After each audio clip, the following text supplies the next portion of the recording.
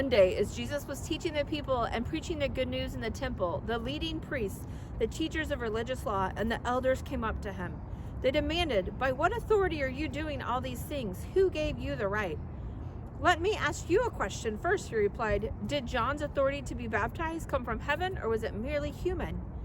They talked it over among themselves. "If we say it was from heaven," he will ask, "why didn't we believe John? But if we say it was merely human, the people will stone us because they are convinced John was a prophet." So they finally replied that they didn't know. And Jesus responded, "Then I won't tell you by what authority I am doing these things." Now Jesus turned to the people again and told them this story. A man planted a vineyard, leased it to tenant farmers, and moved to another country to live for several years. At the time of the grape harvest, he sent one of his servants to collect his share of the crop. But the farmers attacked the servant, beat him up, and sent him back empty-handed. So the owner sent another servant, but they also insulted him, beat him up, and sent him away empty-handed. A third man was sent, and they wounded him and chased him away. "What will I do?" the owner asked himself. "I know, I'll send my cherished son. Surely they will respect him." But when the tenant farmers saw his son, they said to each other, "Here comes the heir to this estate. Let's kill him and get the estate for ourselves." So they dragged him out of the vineyard and murdered him. "What do you suppose the owner of the vineyard will do to them?" Jesus asked. "I'll tell you. He will come and kill those farmers and lease the vineyard to others." "How terrible that such a thing should ever happen," his listeners protested. Jesus looked at them and said, "Then what does this scripture mean? The stone the builders rejected has now become the cornerstone. Everyone who stumbles over that cornerstone will be broken to pieces, and it will crush anyone it falls on." The teachers of religious law and the leading priests wanted to arrest Jesus immediately because they realized he was telling the story against them. They were the wicked farmers, but they were afraid of the people's reaction. Watching for their opportunity, the leaders sent spies pretending to be honest men. They tried to get Jesus to say something that could be reported to the Roman governor so he would arrest Jesus.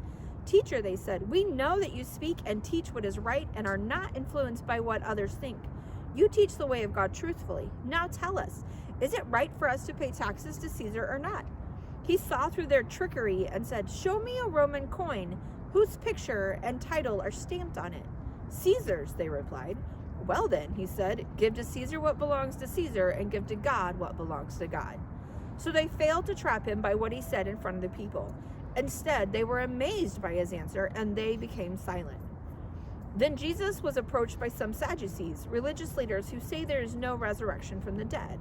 They posed this question: "Teacher, Moses gave us a law that if a man dies, leaving a wife but no children, his brother should marry the widow and have a child who will carry on the brother's name.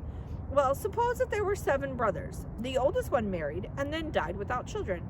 So the second brother married the widow, but he also died. Then the third brother married her. This continued with all 7 of them who died without children. Finally, the woman died. So tell us, whose wife will she be in the resurrection? For all 7 were married to her." Jesus replied, "Marriage is for people here on earth, but in the age to come, those worthy of being raised from the dead will neither marry nor be given in marriage, and they will never die again. In this respect, they will be like angels. They are children of God and children of the resurrection. But now, as to whether the dead will be raised, even Moses proved this when he wrote about the burning bush.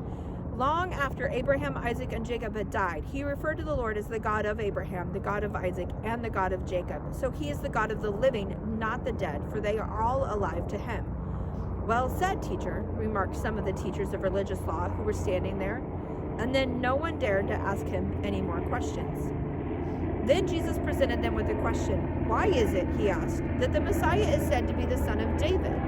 For David himself wrote in the book of Psalms, 'The Lord said to my Lord, sit in the place of honor at my right hand until I humble your enemies, making them a footstool under your feet.' Silence. Since David called the Messiah Lord, how can the Messiah be his son?"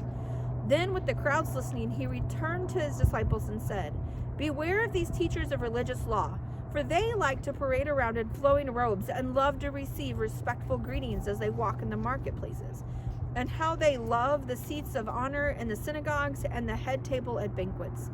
Yet they shamelessly cheat widows out of their property and then pretend to be pious by making long prayers in public. Because of this, they will be severely punished."